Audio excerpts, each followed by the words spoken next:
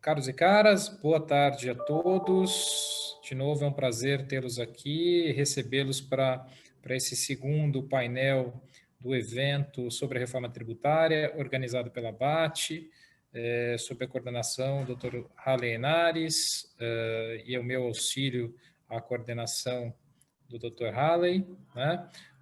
Ontem, como todos sabem, nós tivemos um bate-papo com integrantes da Receita Federal sobre alguns aspectos do projeto, o ponto de vista da Receita Federal em relação a esses pontos, e hoje a gente, ainda seguindo na reforma do imposto de renda, nós teremos aqui a participação de especialistas não só no tributo e imposto de renda em especial, mas também no projeto de reforma tributária em particular. Então, hoje, teremos conosco o doutor Alexandre Evaristo, que é doutorando em Direito Tributário pela USP, mestre em Direito Comercial pela USP, especialista em Direito Tributário pela USP, bacharel em Direito pelo Mackenzie, em Contabilidade pela USP, conselheiro julgador do CARF, TIT e do Conselho Municipal de Tributo de São Paulo, coordenador do MBA da FIPECAF, professor do BDT e da São Judas, e além disso é pesquisador na FGV SCP, na FGV São Paulo. Além do doutor Evaristo, teremos conosco hoje a doutora Ana Cláudia Tume, advogada, doutoranda em Direito Econômico da USP, mestrado em Direito Tributário pela PUC, MBA em Finanças pela IBMEC São Paulo, graduação em Direito pela USP, Administração de Empresas pela FGV.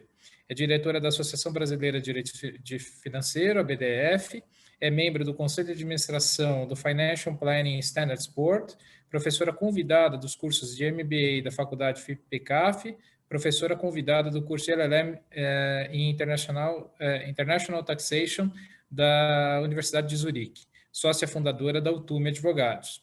Teremos também a participação do Dr. Everardo Maciel, ex-secretário da Receita Federal do Brasil, consultor tributário, professor do Instituto Brasiliense de Direito Público. E também Dr. Gustavo Brigagão, presidente nacional do Centro de Estudos da Sociedade de Advogados, o CESA, presidente honorário da Associação Brasileira de Direito Financeiro, a BDF, vice-presidente do Fórum Permanente de Direito Tributário da Escola da Magistratura do Rio de Janeiro, membro do Conselho de Administração da Câmara Britânica, diretor da Federação das Câmaras de Comércio do Exterior, FCCE, professor na pós-graduação em Direito Tributário da Fundação Getúlio Vargas e sócio do escritório Brigagão Duque Estrada Advogados.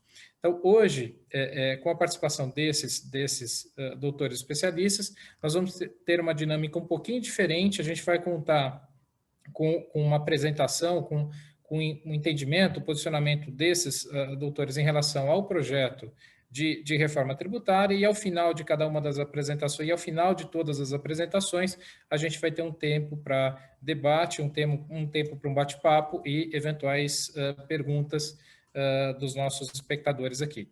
Então, sem mais delongas, eu queria agradecer novamente a presença de todos e passar a palavra ao doutor Alexandre Evaristo. Obrigado, Guidoni. Bom, em primeiro lugar, gostaria de parabenizar toda a organização da ABAT pelo evento, nas pessoas aqui do Dr. Halley, que infelizmente não está presente, por motivos médicos, e também do Dr. Guidoni. Então, uma grande alegria e parabenizo desde já, porque quando a gente fala de reforma tributária, é fundamental esse debate. Quanto mais o tema é debatido, mais maduro ele fica, eventualmente vão se apontando os erros e acertos das propostas que estão na mesa. Então, esse tipo de evento é salutar. Então, parabéns mais uma vez aí ao Guidoni e também ao Dr. Halley. Também é uma honra estar presente aqui nessa mesa, sobretudo ao lado de profissionais que eu tanto admiro. A professora Ana Cláudia Tume sempre foi um exemplo de conduta profissional, e como ela tem uma atuação até interesses acadêmicos bastante parecidos com o meu, então ela sempre serviu de referência. Então, é uma grande profissional que eu admiro, professora, e hoje também uma grande amiga. O professor Gustavo Brigagão também é um excelente profissional que eu muito admiro. A gente teve a honra de fazer um livro juntos também, que está no prelo aí, então também é um profissional ímpar, né? E o professor Everardo Maciel também dispensa apresentações. Ele foi o secretário da Receita Federal mais marcante aqui que a gente teve no Brasil, então, e fez uma reforma tributária digna de aplausos, que continua a maior parte no que diz respeito ao imposto de renda vigente até hoje. Então, é um grupo muito seleto e que muito me honra poder fazer parte ali. Também já peço desculpas de antemão ao público aqui. Talvez eu tenha que desligar a câmera em alguns momentos, ou até sair. Eu estou no hospital aqui, infelizmente. Mas, como eu já tinha marcado o compromisso com o Guidoni aqui, eu quis, ainda que dizer algumas poucas palavras, mas acho que são importantes ali para reflexão. Então, basicamente, esses são os primeiros comentários, viu, Guidoni? E passando exclusivamente ao tema, acho que alguns pontos são bem relevantes, né? Bom, a gente está nesse contexto de discussão sobre reforma tributária. Esse contexto, aqui no Brasil, ele existe desde sempre. A gente sabe que o ponto da reforma tributária, ele existe praticamente desde a edição do Código Tributário Nacional. Sempre são feitas pequenas reformas. Vale lembrar que logo após a edição do Código Tributário Nacional, foi feita uma emenda constitucional que instituiu o ICMS e o ISS. Então, mostra que reformas tributárias, mesmo quando a gente tem um diploma legislativo mais consolidado, que foi o CTN, que é lá de 1966, já poucos anos depois já teve uma reforma significativa no que diz respeito à tributação sobre o consumo. E sempre está em pauta, né? Na entrada de qualquer governo, a gente sempre vê o tema da reforma tributária vindo à tona. Alguns pontos sempre chamam a atenção como justificativa. Então, o principal ponto é o ponto da simplificação. De fato, a gente tem uma carga tributária bastante alta no Brasil, tanto no que diz respeito à tributação sobre o consumo, mas também no que diz respeito à tributação sobre a renda. A gente tem muitos tributos, os tributos eles não são de fácil compreensão, mas, obviamente, qualquer projeto, qualquer modelo de tributação, ele tem seus prós e contras. Então, o importante é que sejam muito debatidos esses prós e contras, para que o modelo que seja eventualmente escolhido, ele seja muito bem discutido e, de fato, os legisladores eles tenham noção do modelo que está sendo escolhido. Indo especificamente com relação ao modelo do imposto de renda, esse modelo de reforma que está sendo tratado atualmente, a minha primeira crítica vai, de fato, a não ser um modelo que faz parte de um planejamento como um todo da reforma tributária. Então, a gente vê até pelas alterações dos substitutivos, pelas idas e vindas dos projetos, seja do Executivo, sejam de deputados, também do Congresso Nacional, a gente vê alterações que muitas vezes são muito significativas, o que mostra que não há muito um consenso por parte do governo de uma forma integrada do que ele pretende com relação ao imposto de renda. E aí, eu até faço aqui uma homenagem ao professor Everardo Maciel, que vai falar um pouquinho daqui a pouco também sobre a tributação da renda. Lá em 1994, quando o Fernando Henrique ganha as eleições, e obviamente embalado ali pelo Plano Real, ele chama o Everardo Maciel para assumir a Receita Federal e é feito todo um trabalho de adaptação da legislação do imposto de renda para aquele novo contexto do Plano Real.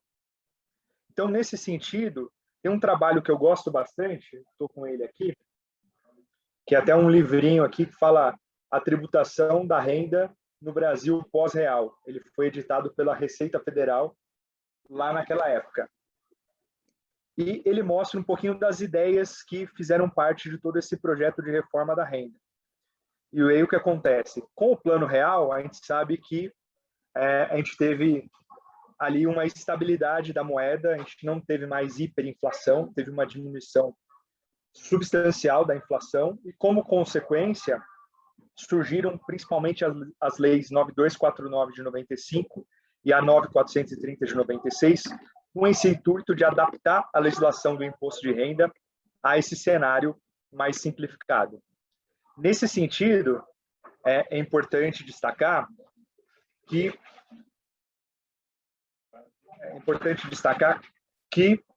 de fato, mudou-se completamente a própria base do imposto de renda, visto que antigamente a gente tinha até correção em bases mensais em períodos de hiperinflação.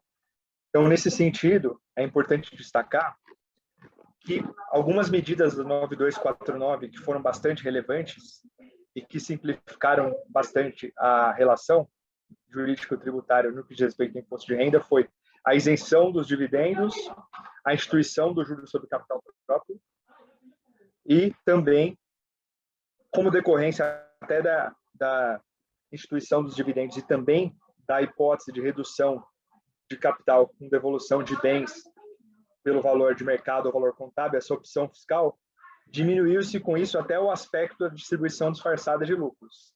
Então, a gente vê que lá atrás foi uma medida muito bem pensada, goste-se ou não, mas foi uma medida que foi muito planejada à época. Por sua vez, hoje a gente vê a volta de alguns temas como esse, com a extinção do juros sobre capital próprio, que está presente no projeto.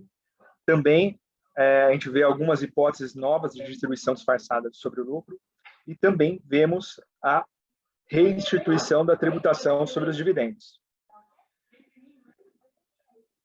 Bom, com relação a esses 3 pontos, eu gostaria só de falar brevemente sobre cada um deles.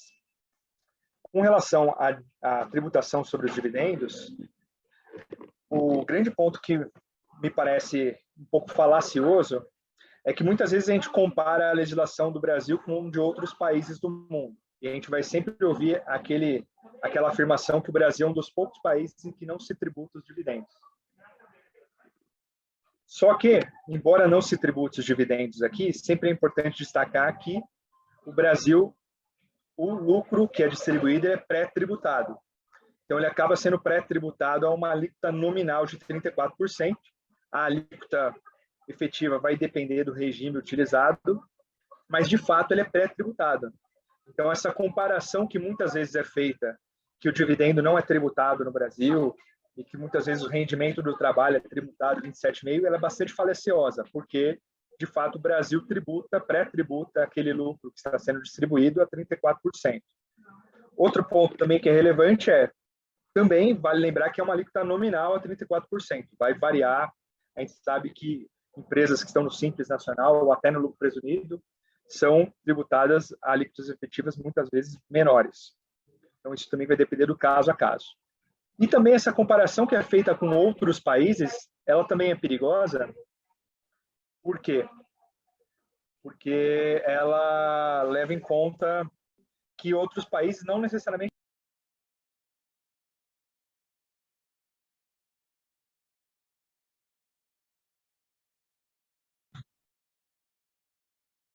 Alexandre, acho que você está no mudo. Está no mudo, Alexandre. Oi. Desculpa, pessoal. Bom, eu estava dizendo que essa questão da tributação dos dividendos também é sempre importante destacar que a comparação com outros países, a gente tem modelos distintos.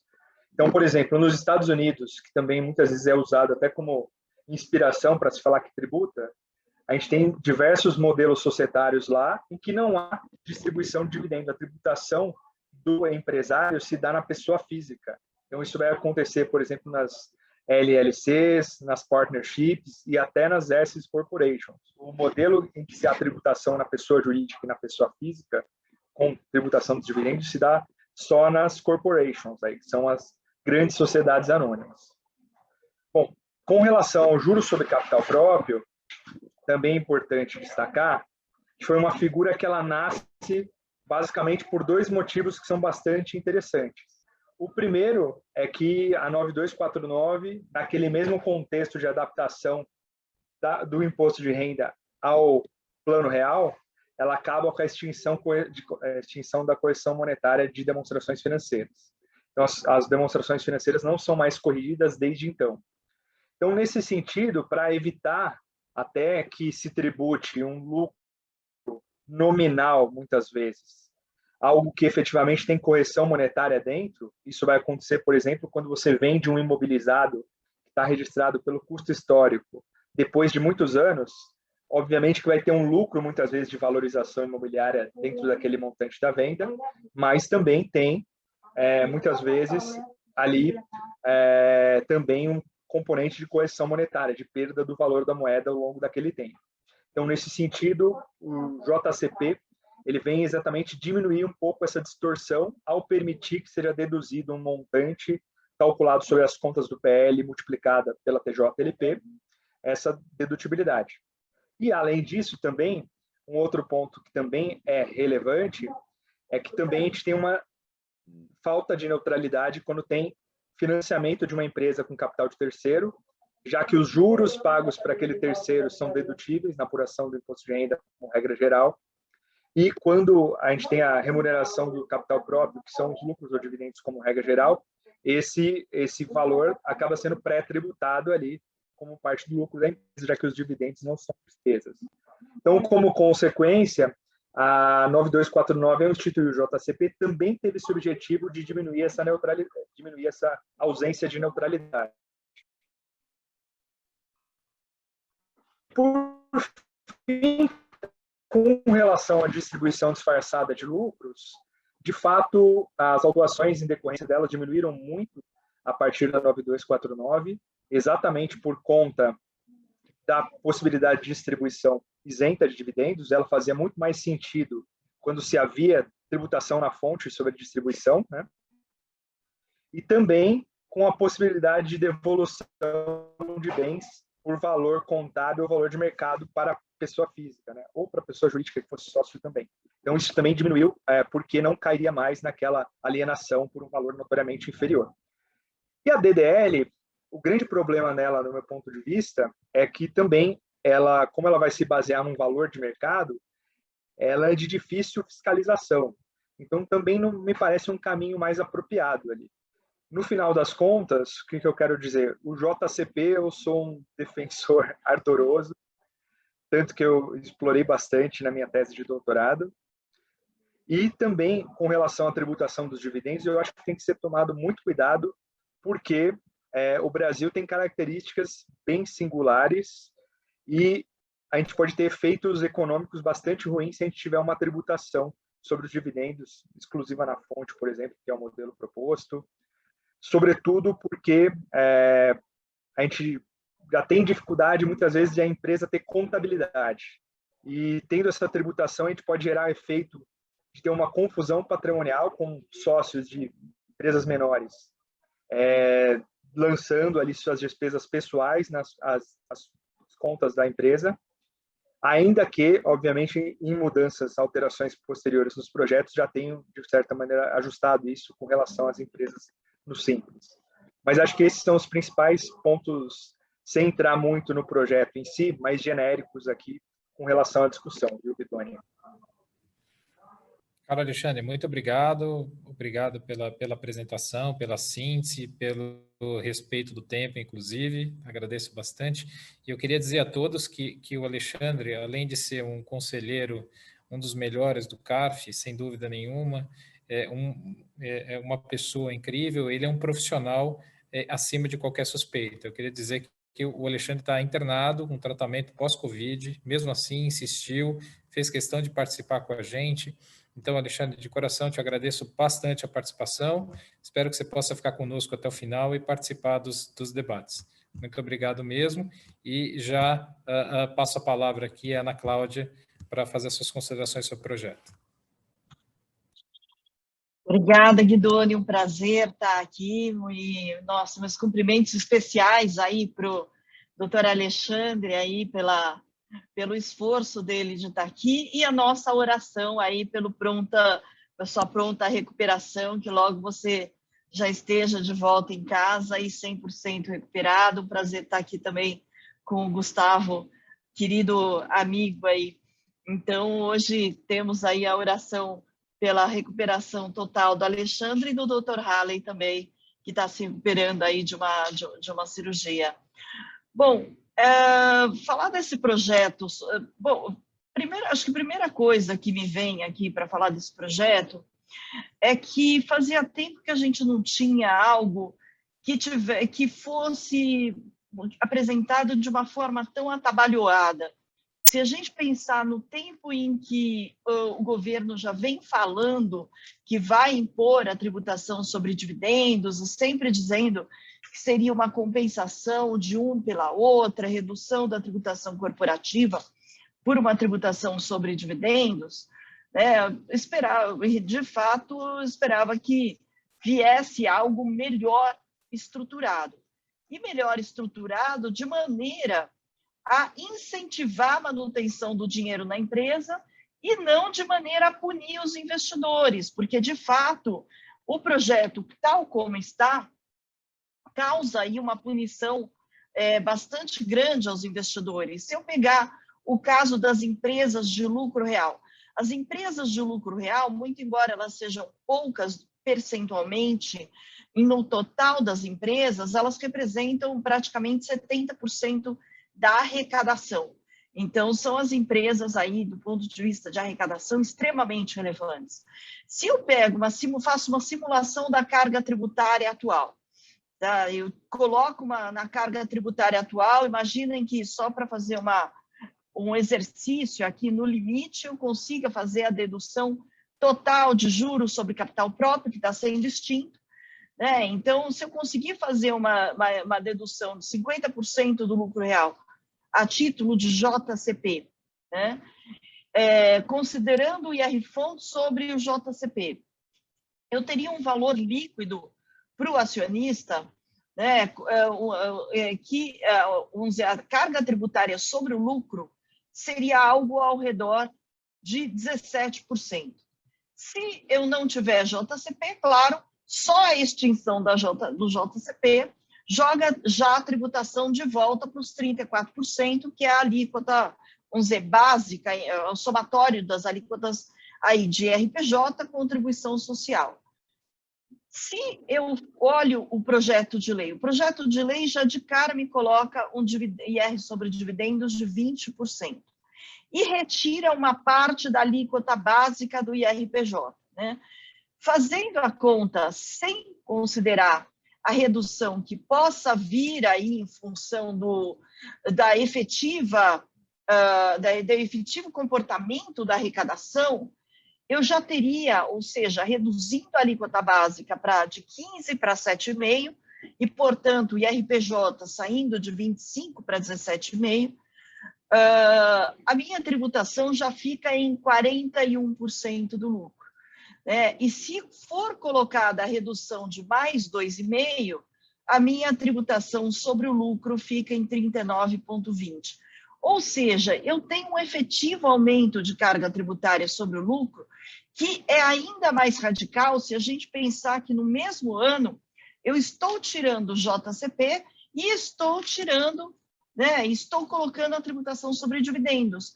Em outras palavras, realmente, no momento em que a gente precisa de investimento de risco, tanto na produção de bens quanto a produção aí de serviços, né? Ou seja, a gente precisa de mais gente investindo aí em capital e capital produtivo, a gente tem esse desincentivo ao capital produtivo. O segundo ponto da tributação aí de dividendos e imposto de renda é que eles criaram a jabuticaba das jabuticabas. Dizer, olha, dependendo de como você se comporte este ano, o ano que vem você tem um doce a mais, né? Ou seja, é um discurso que não cola nem com os nossos filhos, nem com as crianças. Como é que eu vou explicar para o empresário como é que ele faz o plano de negócios dele? Ele vai fazer um plano de negócios considerando uma carga tributária de 39% ou de 41% sobre o lucro. Ah, não, olha, vai depender da arrecadação.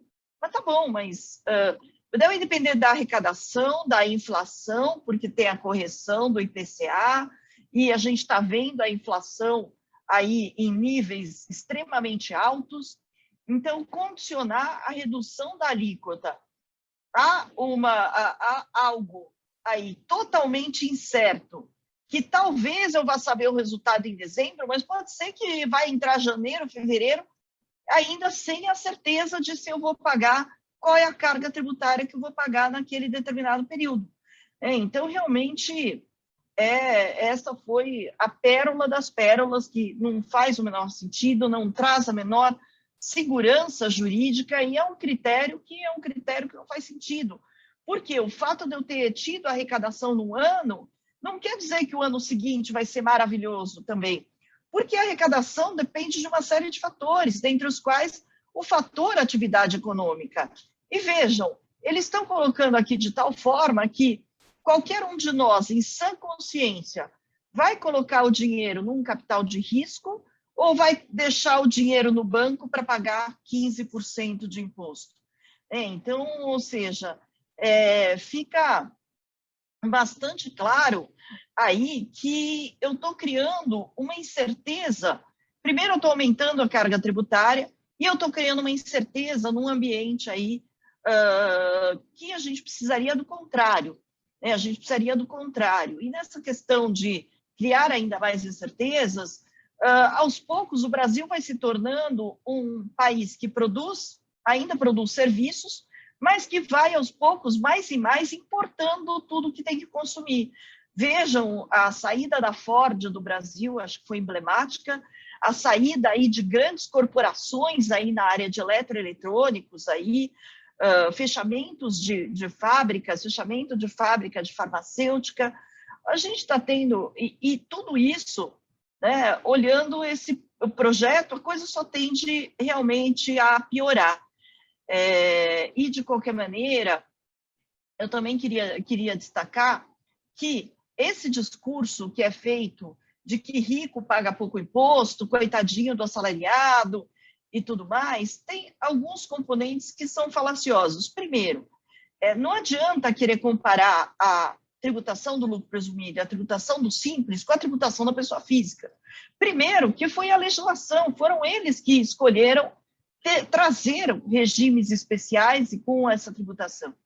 Então, ou seja, e agora, no que eles estão olhando a pejotização, eles esquecem também que embaixo do guarda-chuva, tanto do simples quanto do lucro presumido, nós temos uma série de empresas, e a sua grande maioria das empresas não são empresas de pejotização de serviços individuais, são empresas que, de fato, produzem bens, produzem serviços.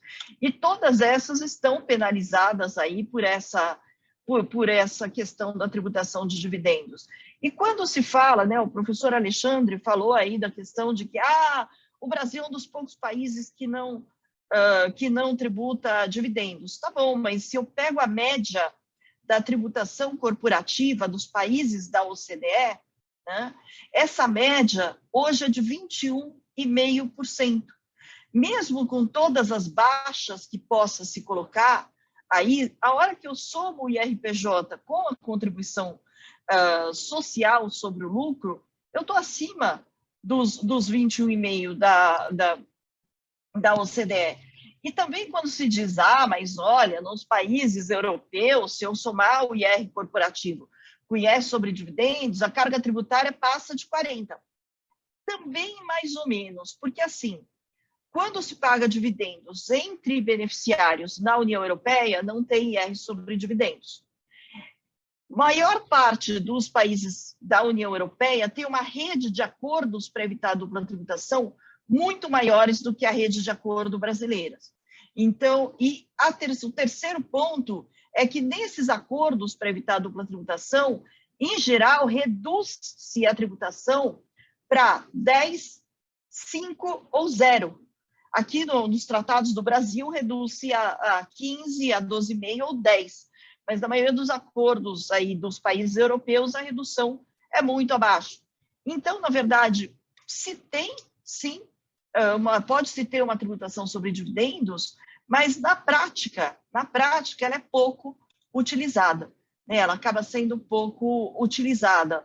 A mesma coisa nos Estados Unidos, tem o IR Fundos sobre dividendos de 30%, mas é a maneira dos Estados Unidos também forçar os países a buscarem fazer acordos para evitar a dupla tributação com os Estados Unidos, porque os Estados Unidos reduzem a 5 ou 0 o IR Fundos sobre dividendos quando você tem tratados, né, quando se tem acordos para evitar a dupla tributação. Então, olhar simplesmente o número, né, a alíquota,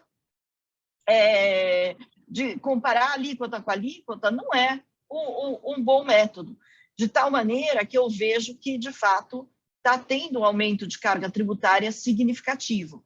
O outro ponto que eu queria destacar é que, com a volta aí das regras de da distribuição disfarçada de lucros, né, volta-se aí a aumentar a complexidade aí dos controles corporativos. E não só volta-se a aumentar os controles, a complexidade aí do controle corporativo, lembrando que o Banco Mundial, todos os anos, há mais de 15 anos, nos coloca aí no topo do ranking de complexidade, o país onde as empresas levam mais tempo para apurar tributos, né? O segundo país do mundo, a Bolívia, leva 500, leva um terço a menos do tempo brasileiro. Eu começo a ter que controlar coisas aí, detalhes, né, que realmente acabam sendo aí bastante trabalhosos. E, fora isso, chegam a questão ao detalhe de ter que fazer, aí considerar como distribuição disfarçada de lucros, meio de transporte usado no deslocamento da pessoa ligada, né?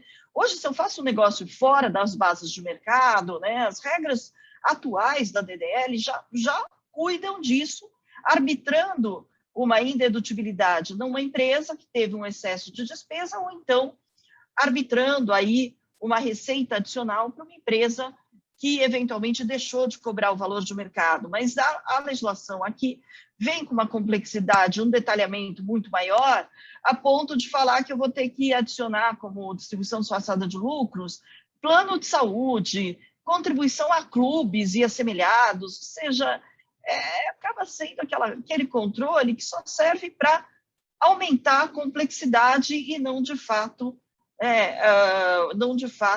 melhorar a situação tributária. Então, eu vejo aí que essa tributação sobre dividendos, da forma como está sendo colocada, é um belo desserviço, aí, é um desestímulo aos investimentos. Como eu falei, no lucro real, né, com o JCP, se eu consigo usar na totalidade, ou no máximo, no topo, o benefício do juros sobre capital próprio, a minha carga tributária hoje sobre o lucro em torno de 17%, sem o JCP, a alíquota ordinária aí do IRPJ, contribuição social, 34%.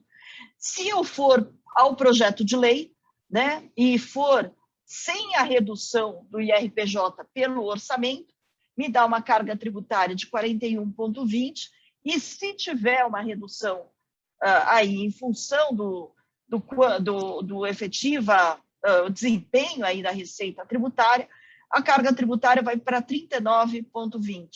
Num ambiente em que a gente está competindo por capitais nacionais ou estrangeiros, né, e precisamos de mais e mais investimento de risco. E só para que não fique aquela impressão de que a gente faz um terrorismo onde não deveria haver, porque olha quantas empresas fazendo IPOs maravilhosos. Eu queria também lembrar que muita parte do sucesso desses IPOs deriva do fato de que as pessoas não estão mais conseguindo a mesma rentabilidade que tinham no passado na renda fixa.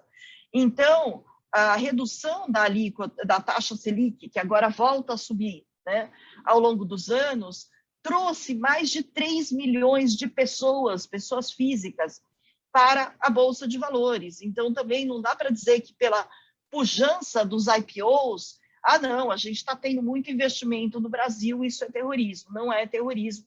As estatísticas mostram o quanto que a gente está perdendo de atração de capital estrangeiro. A própria cotação da moeda estrangeira também nos mostra isso. E, de fato, não teria um momento pior do que aí esse momento de pandemia, de déficit fiscal recorde, né, de a gente precisar de maior desenvolvimento econômico para trazer esse projeto de lei. Em outras palavras, eu não vejo boas notícias em matéria de JCP, dividendos e distribuição disfarçada de lucros, que é o objeto da nossa discussão aqui. E os poucos benefícios que se tem nesse projeto não compensam os malefícios que aqui se apresentam. Então, agradeço aí a atenção.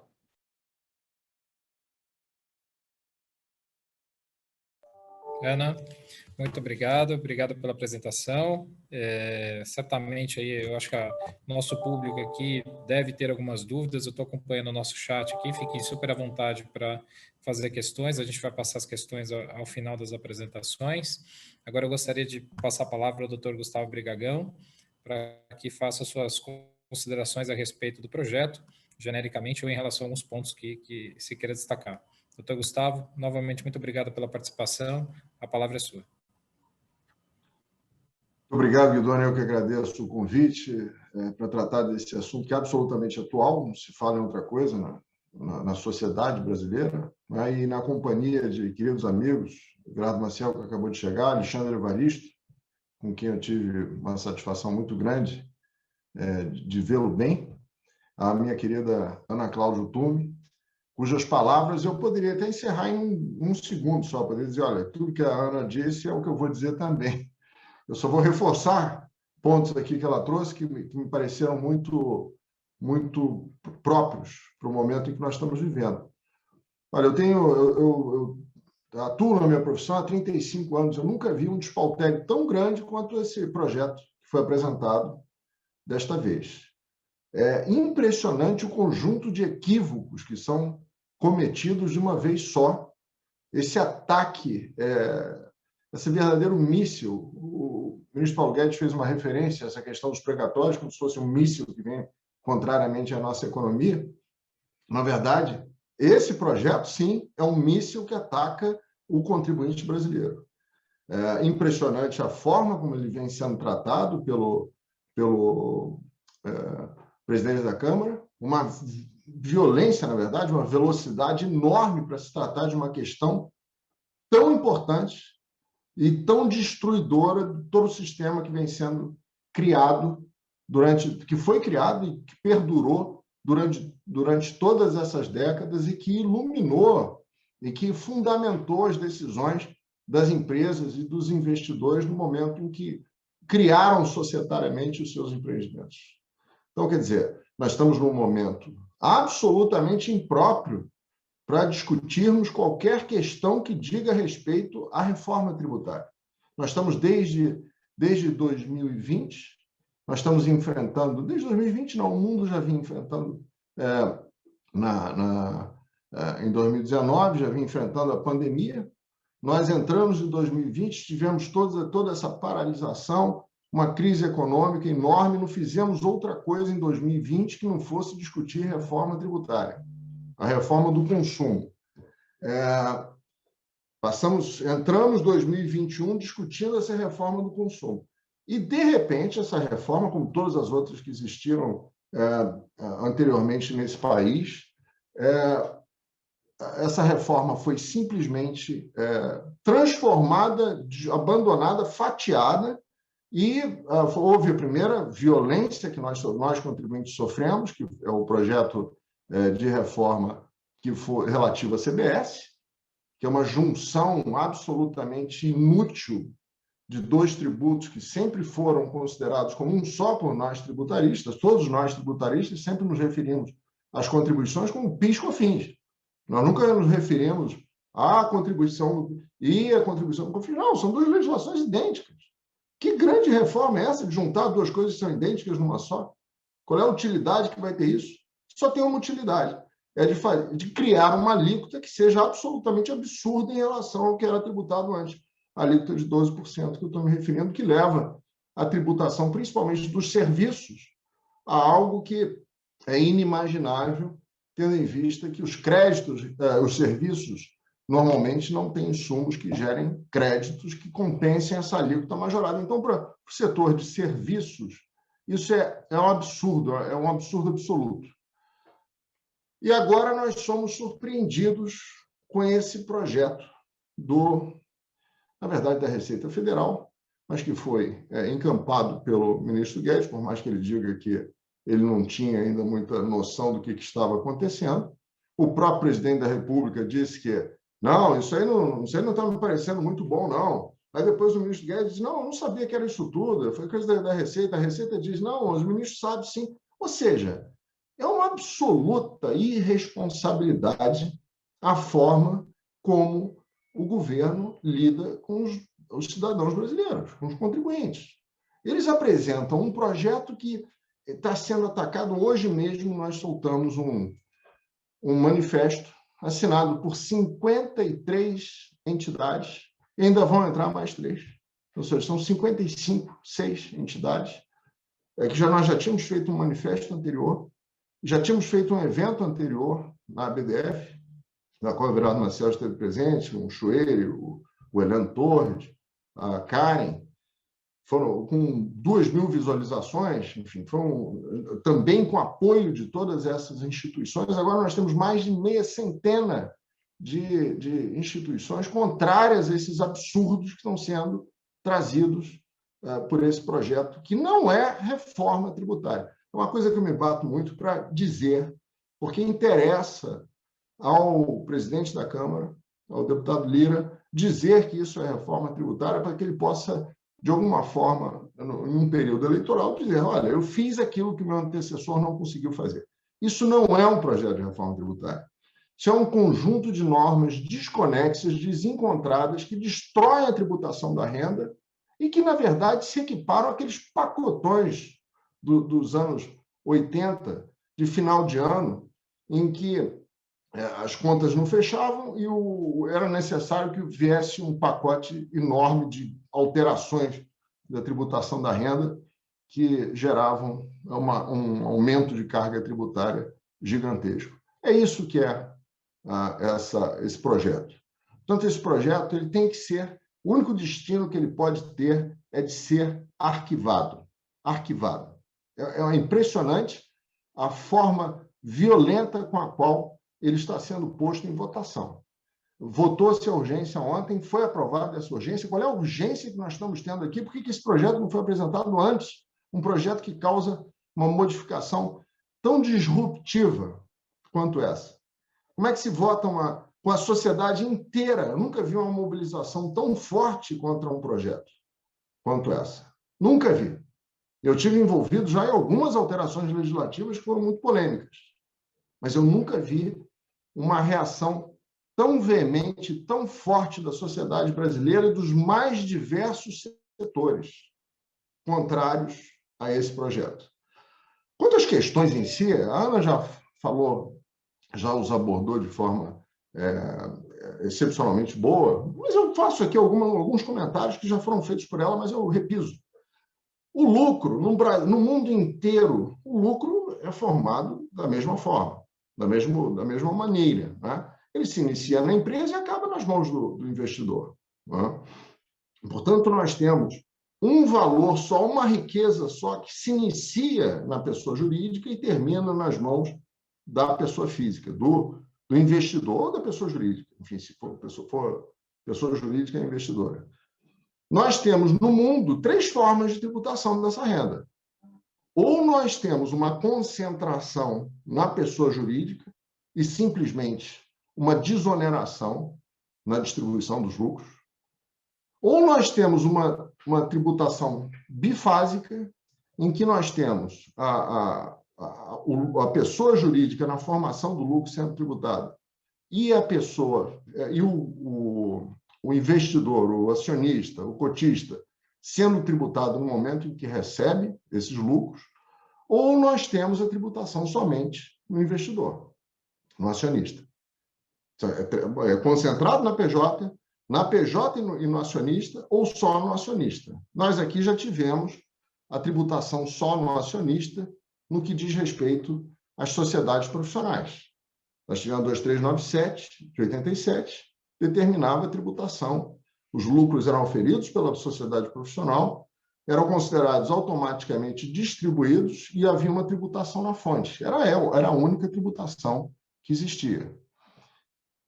Qual foi o modelo escolhido em 1995, com a 9249? Foi um só. O de se adotar a primeira alternativa de tributação exclusiva na pessoa jurídica e não incidência na distribuição dos dividendos. Reparem que a norma fala em não incidência. Ela não fala em isenção. Não incidência não é um benefício fiscal, como todos dizem. Todos fazem essa comparação absurda. de que, olha, essa polarização que politicamente interessa a quem defende o projeto, de que quem recebe dividendos é rico e é isento, e quem recebe o salário é pobre e tabelado a 27,5%. Isso é o maior absurdo que existe, porque estão comparando alhos com bugalhos. O assalariado, ele, em primeiro lugar, não tem o risco do negócio. Em segundo lugar, ele não tem fundo de garantia. Em terceiro lugar, ele não tem férias. Ele não tem décimo, não tem absolutamente nenhuma das regalias e tem a sua remuneração certa no final do mês. O acionista, aquele que recebe os dividendos, ele tem toda a tributação concentrada na pessoa jurídica, como muito bem a Altume, eu sempre chamo a Altume de Monguilô de Altume, mas a Altume muito bem salientou aqui, na OCDE, a tributação da pessoa jurídica é em 21,5%. Aqui houve uma concentração de tributação na PJ a 34%. Por quê? Porque isso garantiu à Receita Federal uma arrecadação que fosse satisfatória no que diz respeito ao exercício das políticas públicas que lhes são próprias da União e evitou uma série de males na ausência de tributação da distribuição de dividendos. Várias. A Altume falou aqui algumas delas, a questão da distribuição disfarçada de lucros, que tanto questionamento trouxe e que teve que ser levado aos tribunais administrativos e judiciais. E nós, advogados, eu costumo dizer isso nas minhas lives, quando não estou lidando com advogados, é o seguinte, olha, nós estamos aqui pelo mais absoluto patriotismo, porque se passar esse projeto, o que não vai faltar para nós é trabalho. Para nós, para os tributaristas, obviamente, é o que melhor podia existir em termos de insumos para trabalho aqui, porque vai ter discussão de todo lado para tudo isso. A questão de tributação de estoque de lucros, a questão de anterioridade, essa loucura agora que fizeram com essa condição da diminuição de alíquota. Não é? Eu li o artigo do nosso querido Everardo, hoje nos jornais, e ver aquela complementação ainda que surgiu, né? Deixa eu ler aqui. O parâmetro estabelecido pondera, entretanto, o que o parâmetro estabelecido, ou seja, para diminuição das alíquotas, considere a arrecadação em período anterior à emergência de saúde pública de importância internacional relacionada ao coronavírus e seja neutro em relação aos seus efeitos extraordinários na arrecadação. Eu queria levar isso para algum mãe de santo para ver se ela consegue interpretar o que o espírito que baixou no sujeito que escreveu isso aqui quis dizer. Entendeu? Porque é uma redação tão esdrúxula e tão... nós temos como parâmetro, portanto, os anos de exercícios anteriores em que a arrecadação era, obviamente, maior, porque nós não estávamos vivendo uma crise. E vamos compará-las com um ano de crise econômica, ou seja, atingir aqueles resultados é absurdo. Não vamos atingir nunca. Então, as alíquotas, as únicas certezas que nós temos com esse projeto são relativas às maldades que ele cria. O único benefício que eles acenaram como uma forma de tornar o projeto palatável, ela está condicionada. É uma mera possibilidade. É uma certeza quanto às maldades e uma mera possibilidade no que diz respeito à diminuição de alíquotas. Agora, eu não consigo crer como algumas empresas estão acreditando nisso. Isso é realmente impressionante e assustador. Agora, voltando lá à questão da concentração. Então, no Brasil, a tributação do lucro ocorre, sim, fortemente na fonte, na pessoa jurídica. Por isso é que, quando o acionista ou o cotista, quando eles recebem o lucro, eles não estão recebendo nada que seja isento. Ele simplesmente pegou-se aquele valor que circulou, como eu falei no início, da pessoa jurídica até o acionista, Ele concentrou a tributação toda nessa primeira etapa. Podia ser espalhada entre as duas, ou, como bem a Ana disse, nas situações internacionais, os tratados reduzem completamente, quando há bifásica, reduzem completamente essa segunda perna, mas houve uma concentração. Então, quando se recebe o lucro sem incidência e não isento, sem incidência de tributo, ele recebe já tributado tudo na origem desse valor. Aí disse, não, mas o lucro presumido, se você comparar, a tributação é muito menor, as margens utilizadas para fins do lucro presumido são muito inferiores àquelas... Então, aumenta a margem, mas não destrói o sistema. Se a discussão é essa, vamos aumentar a margem, que eu digo, mas também tem que ser ponderado isso. Porque, como eu disse antes, você não está comparando alhos com bugalhos. Você não pode simplesmente pegar o dividendo, a margem, e aplicar para chegar aos 27,5%, porque você vai estar comparando situações absolutamente diversas e diferentes. E ainda tem a parte dos estados e municípios. Né? Os estados e municípios eles têm participação no imposto de renda. Né? A participação deles é no imposto sobre a renda. E, no entanto, vem a União e diz, olha, o empresariado, vamos conceder uma redução de alíquota a 12,5%. Os 25% reduzem para 12,5%. Eu fico impressionado também com o deputado Sabino, que ele fala como se a tributação da renda fosse de 15% para 2,5%. Ele se esquece que a alíquota, na verdade, é de 25%, ainda tem mais 9% de CSL sobre o lucro. Né? Então, quando ele faz essa redução somente no imposto sobre a renda, ele está prejudicando estados e municípios. Tanto é que Concefaz, tem manifestação da Concefaz hoje, contrária ao projeto, manifestação dos municípios através das suas instituições, a Brasf e companhia, ou seja, todos estão insatisfeitos com isso. Eles perdem, sei lá, 25 bilhões de reais, segundo eu li em algumas dessas 300 publicações que apareceram hoje contestando esse projeto. Isso demonstra claramente que a União deu esmola com chapéu alheio. Né? Só que, como o Everardo já disse em outras lives nossas, isso aí não é esmola. A esmola é que não existe. O chapéu alheio existe, a esmola não, porque é muito caro para todos nós. Né? É muito caro para os estados, é caro para os contribuintes, é caro para todo mundo. Então, nós temos essa situação. E agora, as sociedades profissionais. Nós, das sociedades profissionais, o que nós vamos ter? Nós vamos ter um aumento estúpido de carga tributária, com os percentuais aqui a Ana já fez referência, e nós teremos também a CBS, né? A CBS está lá em votação. Ninguém está excluindo, ela está ali de stand-by. Né?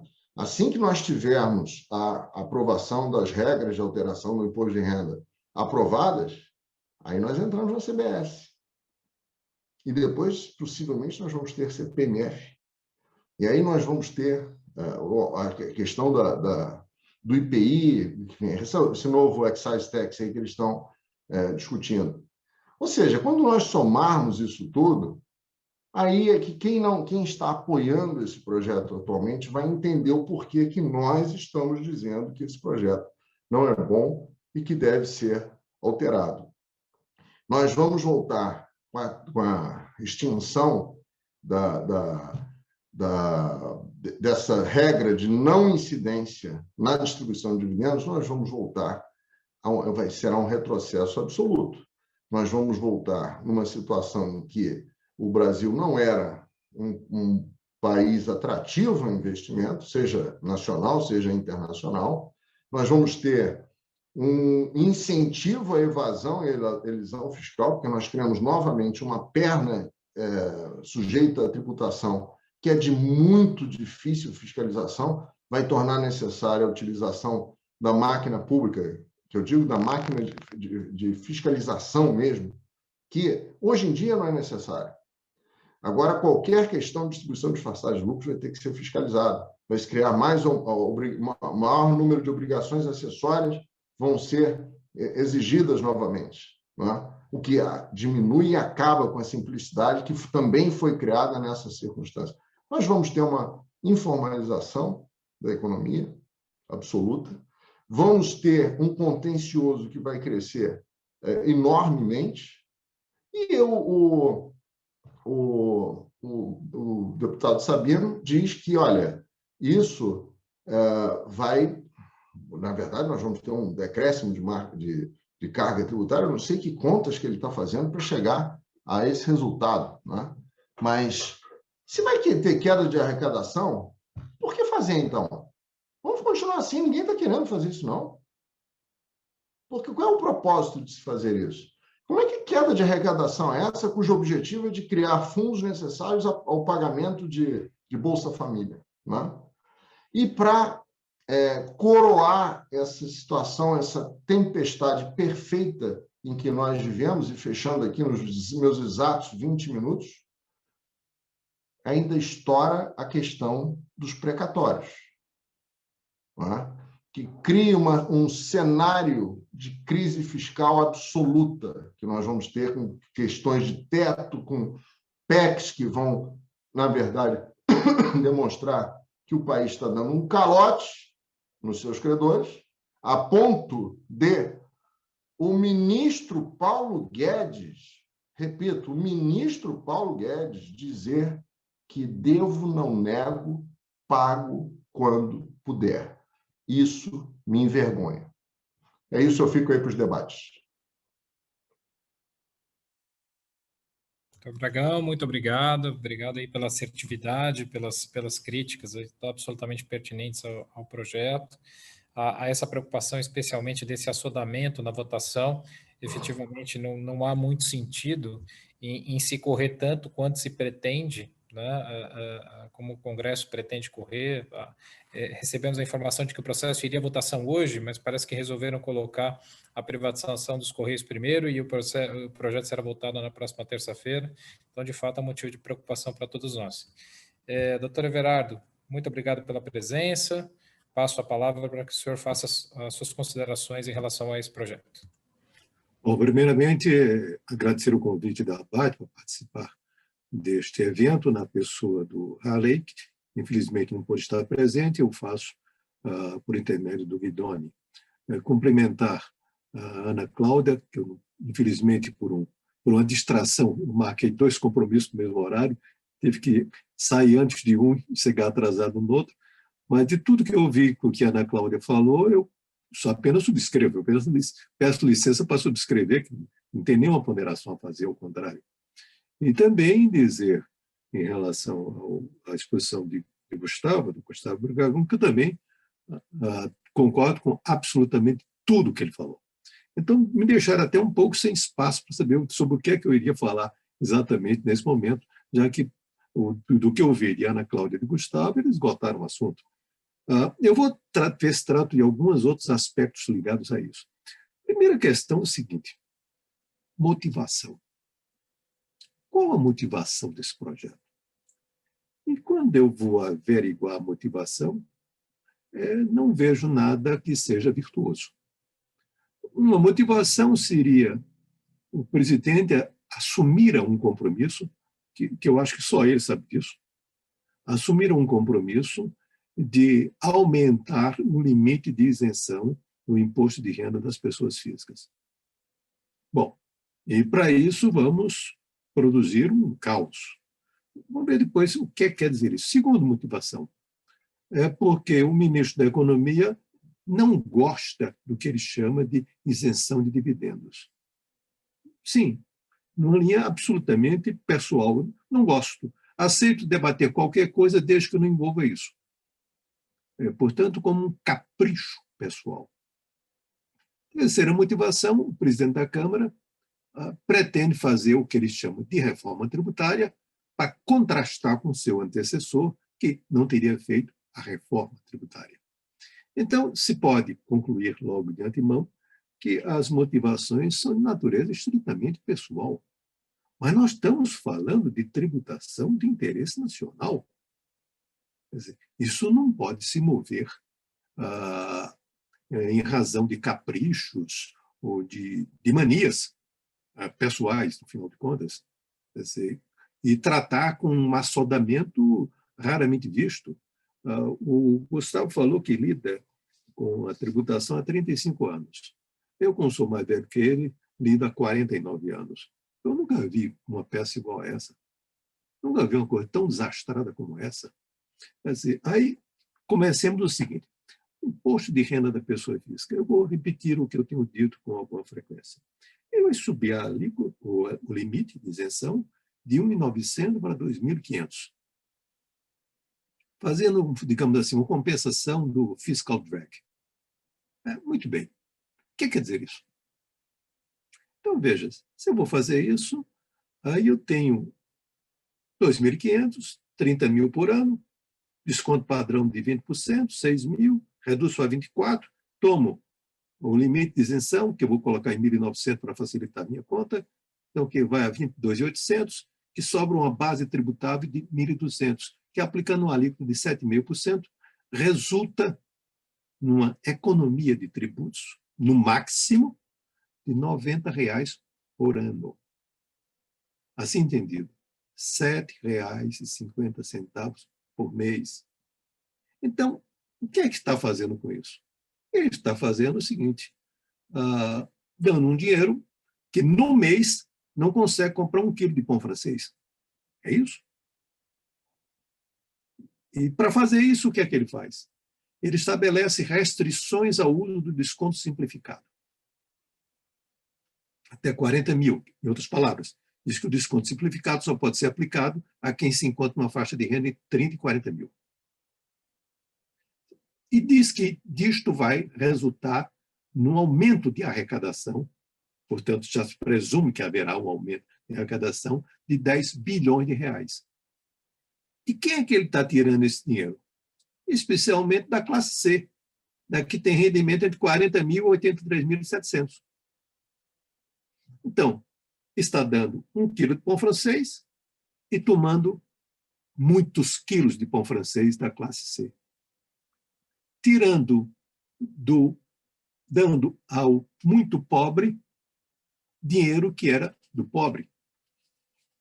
Essa é a conta, os números precisos são esses.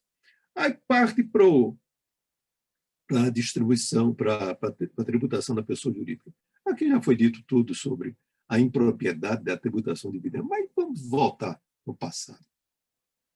Por que o Brasil optou por tributar apenas o lucro da empresa e fazer não incidir na distribuição? Porque o outro modelo deu errado. Esses dados são disponíveis. O Brasil passou 70 anos tributando lucro e dividendos. Tributas só os lucros há pouco mais de 25 anos. Que tal comparar uma coisa com a outra? Vejam bem, entre 1996, primeiro ano de vigência desse modelo, e 2002, a arrecadação do IRPJ no Brasil cresceu 117% em termos reais, tomando por base o IPCA. A participação do IRPJ no PIB cresceu 50% nesse período.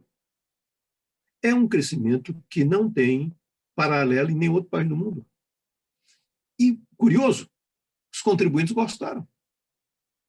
Portanto, é uma situação tão excepcional que envolve uma medida de natureza tributária que simplificou, que aumentou a arrecadação e agradou o contribuinte. É quase uma hipótese quase única.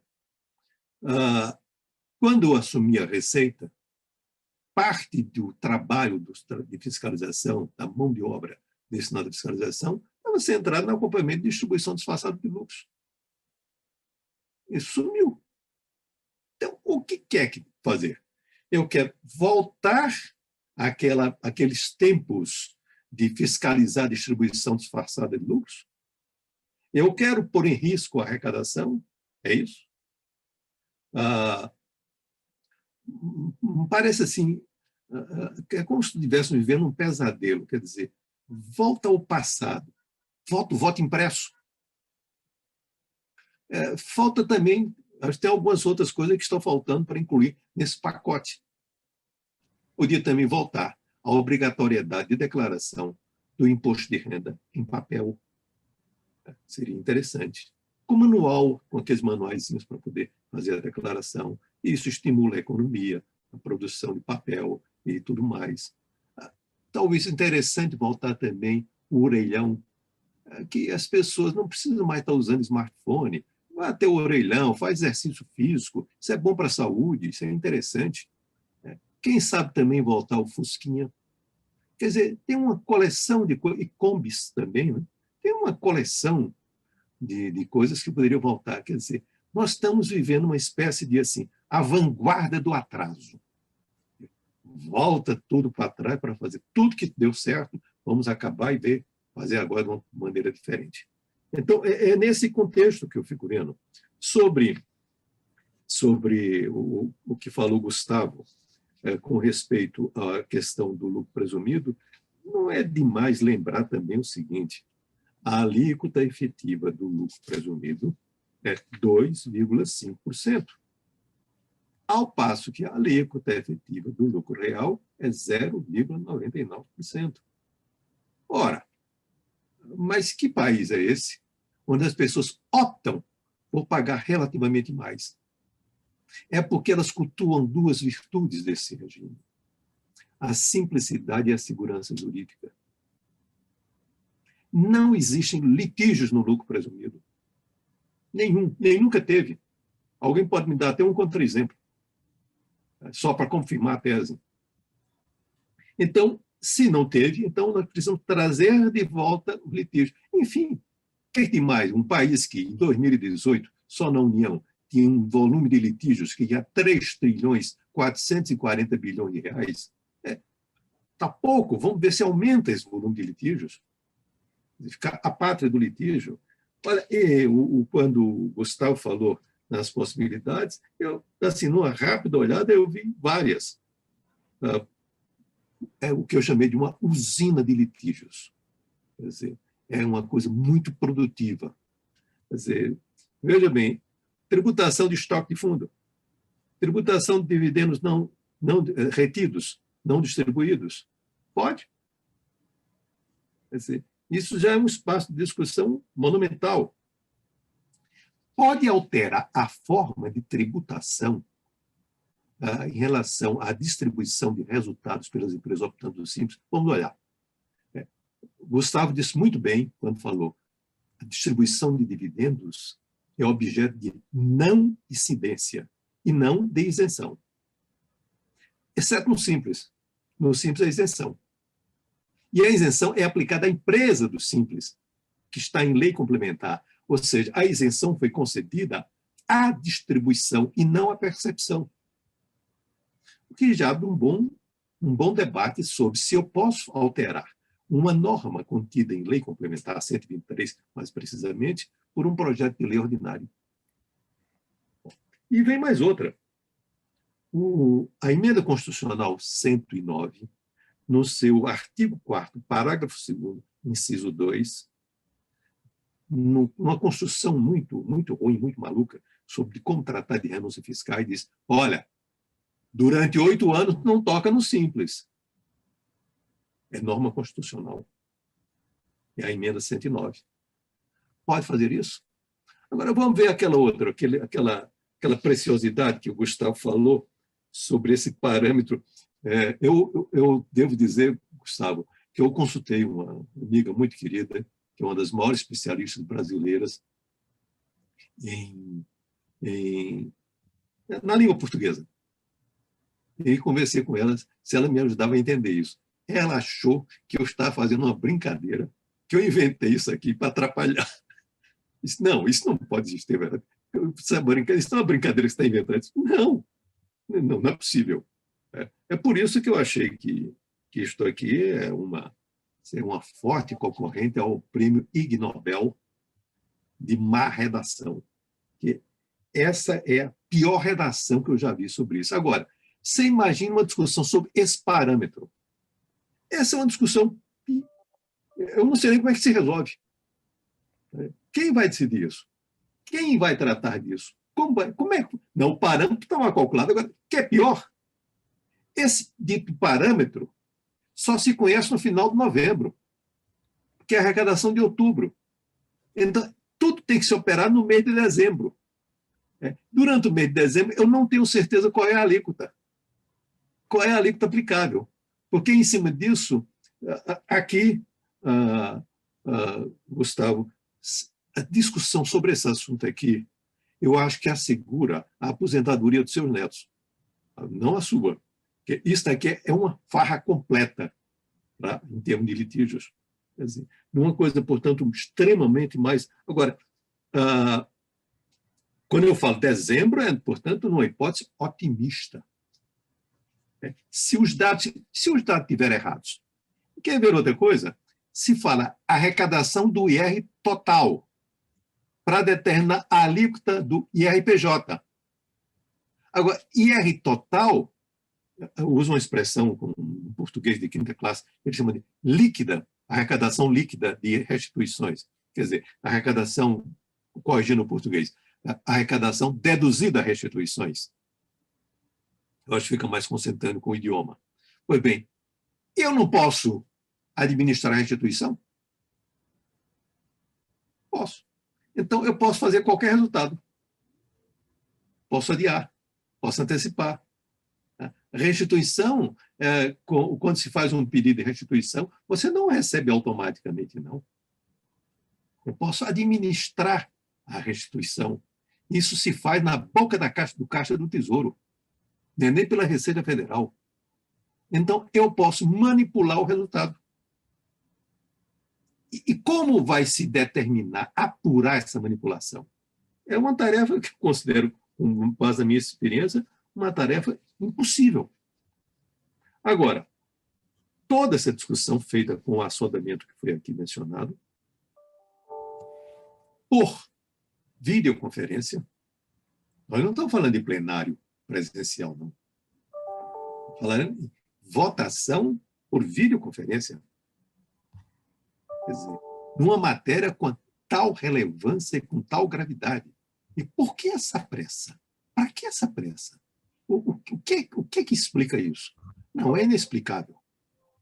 Isso não tem explicação por qualquer critério de racionalidade para se entender isso. Agora, isso numa circunstância onde alguns tipos desses movimentos, se acontecessem, têm repercussão em preço, sobretudo se você combina com a malsinada CBS, no momento em que eu estou com problemas de inflação visíveis.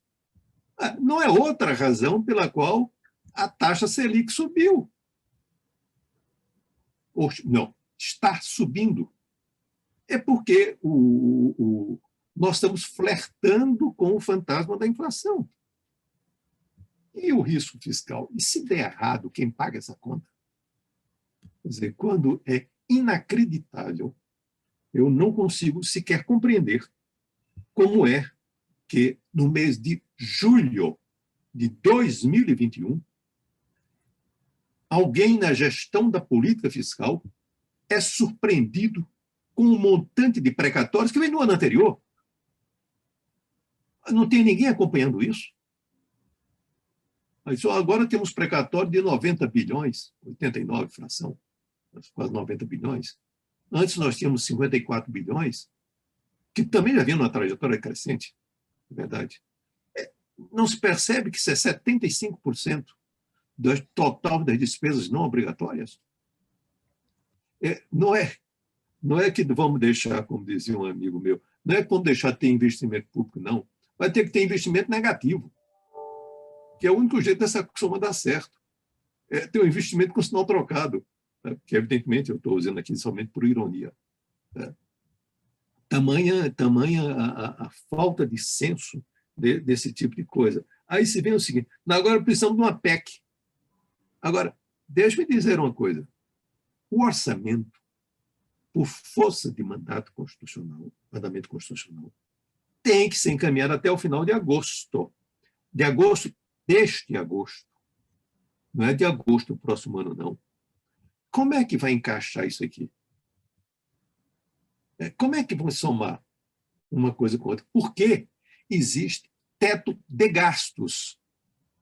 Portanto, nem com dinheiro resolve. E como é que faz para tramitar uma PEC, a PEC do calote, que teria que ser aprovada em 2 turnos, com maioria qualificada, nas 2 casas, agora desde o dia 5 de agosto até o dia 30 de agosto. 25 dias. Quer dizer, portanto, este é um problema. Se eu estivesse à frente do Ministério, isso era um assunto que me deixasse sem dormir. E retira todas essas maluquices de perto. Mas não, parece assim uma espécie de um desvio psicológico, uma tática diversionista, enfim, uma combinação arrojada, sofisticada de coisas malucas. É nisso que eu vejo como o Gustavo falou que sugeria que isso fosse arquivado, esses projetos. Me digo, naturalmente, bem-humoradamente, me lembra uma frase que um amigo de Ives Gandhi disse em relação a coisa semelhante. Não arquivado. Deve ser incinerado. E, em caso de reincidência, incinerado o autor. Pois bem, evidentemente que isso é um tom bem-humorado para tratar desse assunto, mas a mim me deixa muito preocupado a marcha dos acontecimentos. A mim me deixa muito preocupada a forma irresponsável com que esse assunto tem sido tratado. Eu espero que os movimentos de muitas entidades lideradas por Gustavo, contrariamente a isso, os movimentos dos municípios, os movimentos dos estados consigam deter essa marcha da insensatez.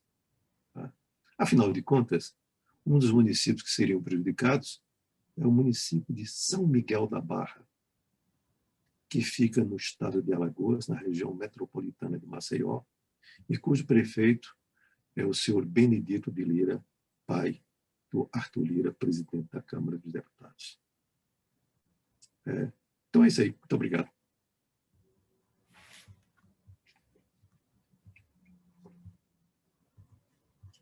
Doutor Everardo, muito obrigado. Obrigado pelas considerações, pelas críticas ao projeto. Eu tenho aqui, Carlos, a gente tem um tempinho ainda sobrando, e eu tenho 2 questões que são um pouco mais específicas em relação ao projeto, e tem uma questão que eu gostaria de formular aqui, até nessa linha do aumento de contencioso, etc., que é um tema que eu vi tratado pelo professor Chueiro e achei bastante interessante, que fazia referência à redução de capital a custo para o investidor, ou pessoa física ou pessoa jurídica, mas mais das vezes pessoa física, né? E que havia ali a possibilidade de redução a custo, e o professor Chueiro dizia, olha, essa redução, a possibilidade de redução a custo ao mercado, a possibilidade de redução a custo, ela decorre da mitigação dos efeitos da inflação diante da capitalização daquele ativo pela própria pessoa física ou pela pessoa jurídica. Então, efetivamente, ali, havendo a possibilidade de redução a custo e depois, por uma venda, por uma alíquota reduzida do imposto de renda, se mitiga os efeitos da inflação em relação efetivamente a essa tributação, a essa transferência de titularidade desse bem. A minha questão é a seguinte, se vocês acreditam que, nesse sentido, a falta de previsão ou a retirada da possibilidade de redução de capital a custo, ou a tributação da diferença entre o custo e mercado, sem que se adicione ou se volte a sistemática antiga de correção monetária de balanço, de uma eventual aumento de base por conta da inflação, do efeito inflacionário, se isso também poderia ser mais um ponto de contencioso, além da questão da tributação dos estoques de dividendos, do estoque dos fundos, etc. Bom, posso começar aqui. Bom, vamos lá.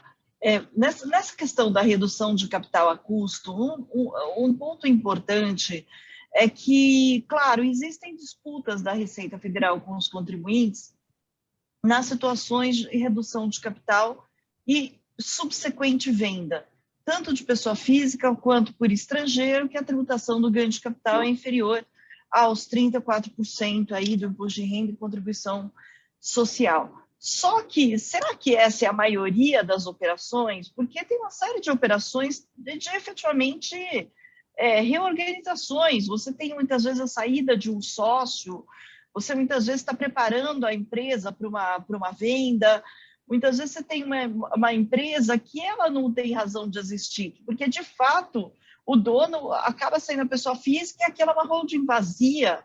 Então, ou seja, para se livrar, entre aspas, né, da discussão relativa àquelas situações em que você pode ter uma redução de capital seguida de uma venda, eles vão e vedam toda e qualquer redução de capital a custo. Lembrando, quando eu faço a redução de capital a custo, acho que mais do que essa questão de ter ou não ter uma atualização monetária, eu estou retirando aquilo que, de fato, eu contribuí para a empresa.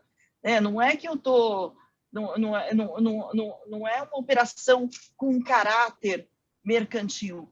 E existem inúmeras situações em que, de fato, há necessidade da reorganização e a redução de capital pode ser um caminho, pode ser um caminho adequado para essa reorganização. Então, de novo, né, a gente pega no texto algumas situações em que, por conta de um número pequeno de situações, eles resolvem matar todas as possibilidades. A questão dos dividendos, né, por conta de reclamar da pejotização, de que, olha, coitadinho do assalariado e tudo mais, eles vão tributar todas as distribuições de dividendos. Redução de capital, mesma coisa, por conta de um número de situações específicas, eles vão vedar essa possibilidade de reorganização sem o pagamento aí do imposto e o pagamento severo, né? Porque se a gente for pensar que a redução de capital vai me gera uma tributação aí corporativa, me gera um lucro, e um lucro ainda por cima que eu nem sequer vou conseguir aproveitar no acionista, porque é um lucro que eu não vou ter retirado o bem correspondente, eu não tenho caixa para distribuir o lucro na sequência, né? Então, não é algo que é um lucro efetivo, apurado pela empresa e passível aí de tributação. Então, eu acredito aí que esse ponto também de vedar a redução de capital a custo acaba sendo um equívoco. Pode-se analisar caso a caso? Sim, eu posso analisar caso a caso, que é o que acontece hoje. Tem casos que estão tudo bem, tem casos que não são que não estão adequados, mas de qualquer maneira você matar essa possibilidade para todo mundo me parece um tanto quanto radical, ainda mais quando você está falando em tributar em 34% uma operação que, na verdade, você não tem um caixa, você não tem uma conotação mercantil, você não tem um recurso financeiro ali à disposição para fazer o pagamento correspondente de imposto, e é um lucro que nem sequer o acionista vai poder aproveitar, porque muito provavelmente a companhia não vai ter o dinheiro correspondente para fazer a distribuição aí dos lucros, né? Então, acho que esse ponto, para mim, é mais uma das excrescências, mais uma das pérolas aí desse projeto. E o outro ponto é da distribuição de dividendos para fundos, é isso? Exato. Como é que fica então, a dividendos para fundo? Eles colocaram uma redução de alíquota quando a distribuição é para fundo.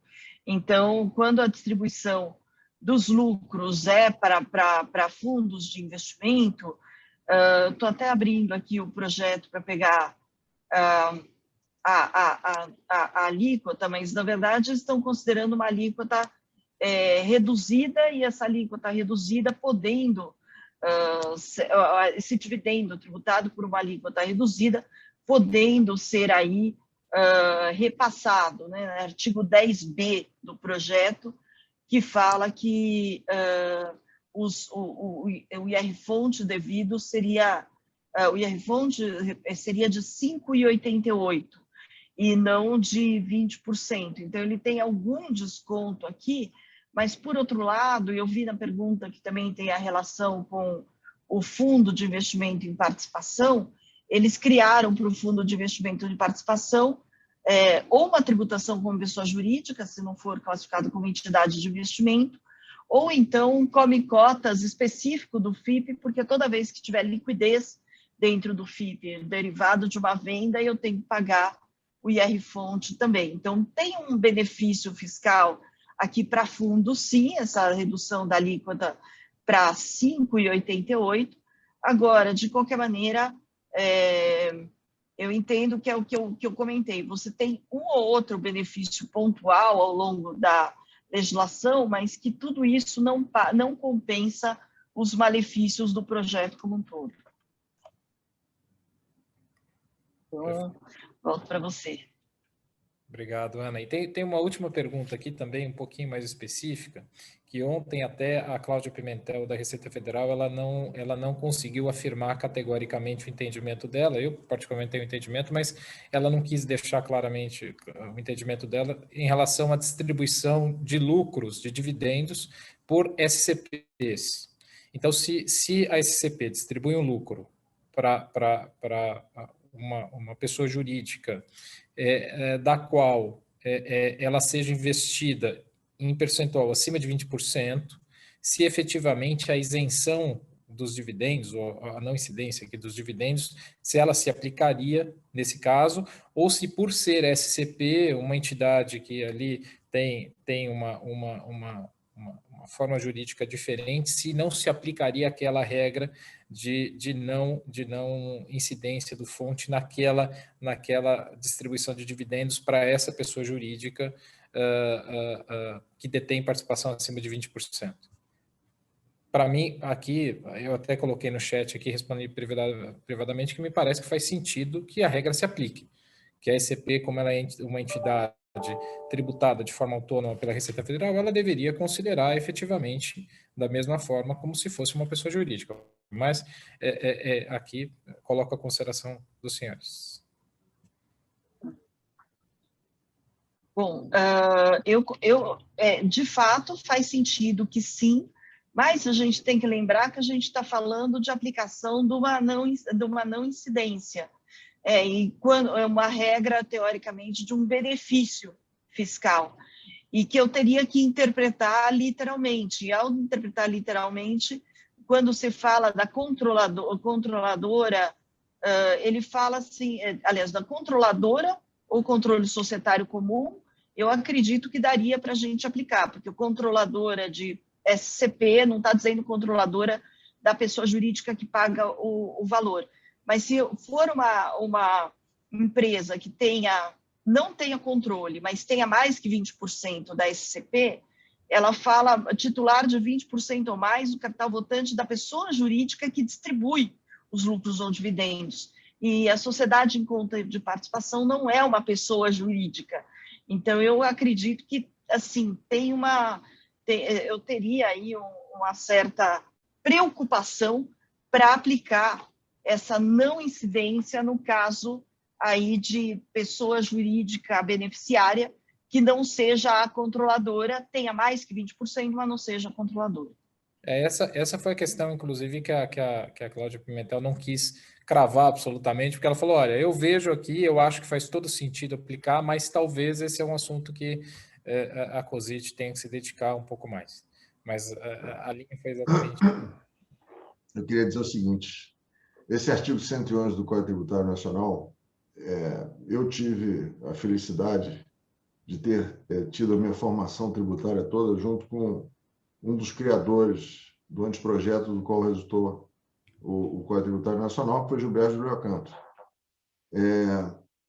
Ele sempre disse que o artigo 111 foi um dos dispositivos do CTN, ou o dispositivo do CTN, que ele mais se arrependeu de ter posto lá. porque você não pode guiar a cabeça do intérprete com regras que sejam que ingessem a possibilidade de interpretação. E ele, inclusive, tem um parecer inédito em que ele disse isso, e eu tornei, como ele não tinha sido publicado o parecer, e eu tinha o parecer por razões óbvias, no livro que nós organizamos em homenagem a ele, eu transcrevi essa parte do parecer para que ela pudesse ser utilizada em argumentações nesse sentido. Depois, o próprio Código Tributário Nacional, o próprio STF, em algumas decisões, e a STJ também, o Heleno Torres tem um artigo muito bom sobre isso, ele disse o seguinte, olha, a interpretação é literal ou restritiva, mas o intérprete não pode abandonar a teleologia da norma. Então, quer dizer, uma forma um pouco marota aí, talvez, de se contornar essa determinação exagerada aí de que se havia determinado no próprio Código Tributário Nacional. Portanto, esse artigo 111 ele tem que ser visto com um certo cuidado. Agora, um outro aspecto aí, no que diz respeito à pergunta anterior, eu acho que essa questão da redução do capital a custo, isso aí não tem capacidade contributiva, isso aí tem que ser interpretado conforme a Constituição. Né? Você está numa situação em que você tem essa redução, não tem nenhuma possibilidade do contribuinte de se utilizar desse valor em si, o valor que ele colocou lá foi exatamente aquele. Eu acho que eu concordo com a Ana de que isso aí não pode prosperar dessa forma. Que nesse aspecto, quando ela falou, olha, esse dividendo depois, eu não sei se ele vai ser distribuído, etc., me parece que ele nem poderia ser distribuído, porque ele foi distribuído junto com o bem. Porque, na verdade, o que acontece é o seguinte, eu entrego o custo mais a mais-valia, e eu tributo essa mais-valia dentro da pessoa jurídica. Por isso, da pergunta, se essa mais-valia, se efetivamente esse projeto vingar, o que me parece que irá acontecer é que essa mais-valia deveria considerar, quando menos, uma taxa inflacionária. Porque quando menos, essa mais-valia deve ser menor, ela não pode ser exatamente do valor que o sócio contribuiu na respectiva data. Tem que ser do valor que o sócio, mas, efetivamente, se eu estou tributando pelo valor de mercado, eu tenho que reduzi-lo, eu tenho que utilizar a custo o valor real da moeda que foi transferida. Eu não posso pegar o valor histórico da moeda que foi transferida. Então, na época que se tinha a correção monetária de balanço, isso era corrigido. Agora, no momento em que, a partir da legislação de 95, que extinguiu-se a correção monetária de balanço e trouxe essa regra da possibilidade de redução a custo, então as duas regras se conversam. O que está acontecendo é que eu estou eliminando a redução a custo, mas eu não estou restabelecendo a possibilidade de reconhecimento de um custo pelo índice inflacionário. Então, aqui, me parece, à primeira vista, que isso vai gerar também um contencioso bastante significativo sobre esse tema. Mais um. Senhores. Bom, eu fazer só para o que foi dito por Ana Cláudia e por Gustavo, eu concordo integralmente, eu só faço observações assim, mais de caráter geral. Para que essa confusão? Para que montar tudo isso? Quer dizer, repare o grau de inquietação que produz isso, que promove isso. Uma segunda observação. Gustavo, sobre a questão de interpretação literal. Interpretação literal é presumir que as palavras não se movimentam, que as palavras não têm vida. Assim, desculpe dizer, são tão triviais como esse. A palavra átomo quer dizer que não se divide. Nada é mais divisível do que um átomo. Mudou de sentido. Crise tem a mesma origem etimológica de cronos, é tempo. Era o momento em que o médico tomava uma decisão não doente, mas com o tempo ela saiu do médico para o doente. A crise é do doente, não é mais do médico. O médico que tinha crise e não o doente. Por quê? Porque as palavras têm vida, daí tem um sentido indicativo, denotativo e conotativo das palavras. Quer dizer, então, portanto, uma interpretação literal seria um engessamento que não existe em língua nenhuma do mundo. Portanto, é algo, portanto, que envolve uma contradição em termos. A outra questão que eu queria também inferir só em caráter complementar, porque vocês já esgotaram tudo, é que é interessante, vocês perceberam nas falas, todos vocês três, que uma palavra está começando a voltar: correção monetária. A correção monetária, que essa sim é uma jabuticaba brasileira. Jabuticaba no pior sentido da palavra. Ninguém faz isso no mundo, não. Correção monetária com que índice? Quer dizer, por absoluta impossibilidade de adoção de um índice. Pois bem, então a correção monetária começa a voltar. Então nós estamos, como eu disse, num movimento de regresso, voltando para trás em tudo que tinha sido feito, que tinha de bom. E sempre numa argumentação que, para mim, eu considero uma coisa lamentável. Mas por que é que nós temos que juro remuneratório de capital próprio quando nenhum outro país tem isso? Bom, e daí? Muita gente não sabe, mas nós fomos o primeiro país do mundo que cobramos impostos pela via bancária. Hoje é inadmissível pensar o inverso. Nós fomos o primeiro país do mundo que usou informática como suporte para a administração tributária nos anos 60. Nós fomos o primeiro país do mundo que procedeu à fusão entre a administração tributária e aduaneira, nos anos 60. Nós fomos o primeiro país do mundo que, em larga escala, utilizou a internet como ferramenta da administração tributária, nos anos 90. Por que é que não podemos ter liderança nesse movimento? Por que é que desconfiamos tão amplamente da nossa capacidade de pensar, de raciocinar, de ter alguma coisa interessante? Então, o Chuery mostrou em artigo, que eu cito, inclusive, no meu artigo de hoje, eu faço menção a isso, que, curioso, no exato momento que se propõe a extinção do juro remuneratório do capital próprio no Brasil, a União Europeia, no dia 18 de maio de 2021, agora, pouco mais de 2 meses, recomendou a adoção do quê? Com outro nome, evidentemente, juro remuneratório do capital próprio. Essa é uma recomendação da União Europeia. Ou seja, nós estamos com a medalha de ouro, agora vamos para a desclassificação. Quer dizer, é seguramente um exercício de loucuras, um atrás do outro. Doutor Everardo, muito obrigado. Senhores, a gente passou aqui 10 minutos do nosso tempo. Queria agradecer imensamente a participação da Ana Cláudia, Gustavo, Everardo, doutor Everardo, doutor Evaristo, que infelizmente precisou nos deixar aqui antecipadamente. Mas queria agradecer novamente pela BAT, novamente pelo Dr. Halley, agradecer a audiência a todos, permaneceram conosco até essa hora.